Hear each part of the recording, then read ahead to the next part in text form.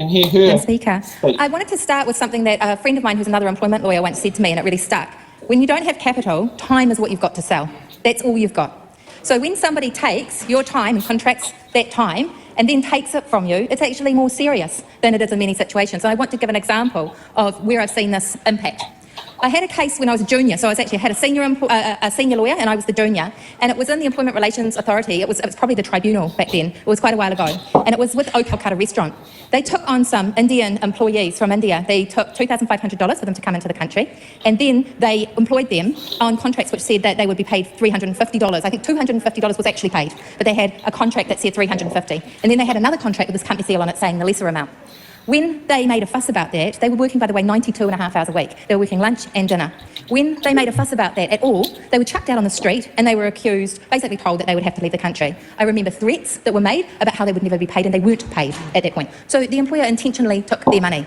They had children back in India. They were terrified about losing their ability to work here. That's an example of what happens when you don't watch. What was the strangest thing about this case is halfway through the case, we were talking about the fact that they paid this extra money to come to the country, and the tribunal member wouldn't believe it because they'd never seen it before.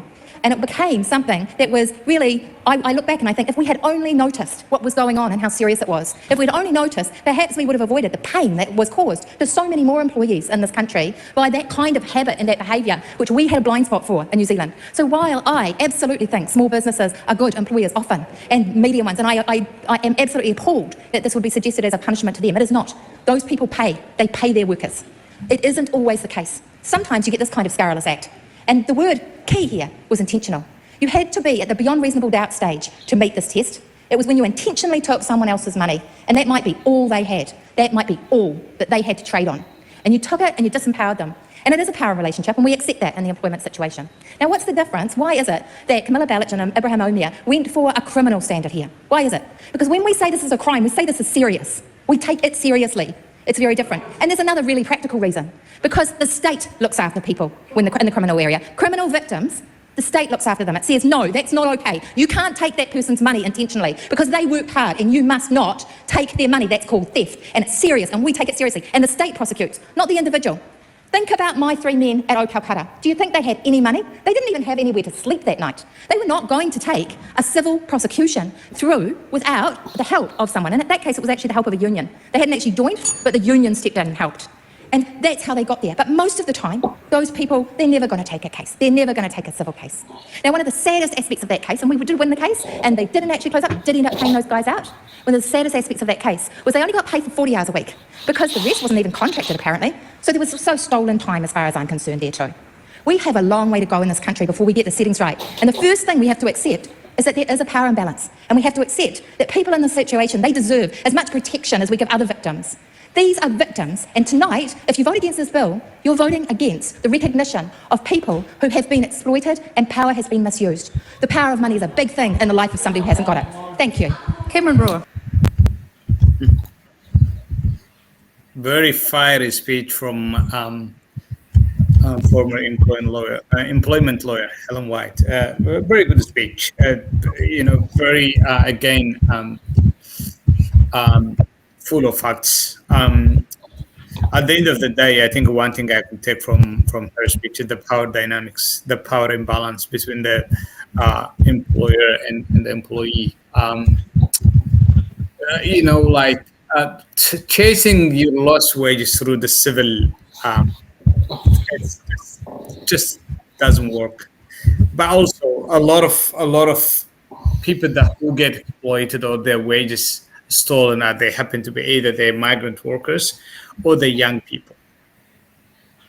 So in both kids, they both are very vulnerable. I mean, young people, there's always lack of experience in life and fear of consequence to speak up. If I do this job, and then I might not get another job. So I'm just gonna. A young woman, after I introduced this, she shared her story with me, and the way that she was treated by her employer, and she was basically bullied and her wages were being taken away from her. Every time she gets paid, she's short paid, and every time she just, you're lazy anyway. She was being called names, and she was being shamed in front of, like, she said that she's still 10 years on, she's still struggling from that experience. And finally, the employer happened to be someone, he was a lawyer.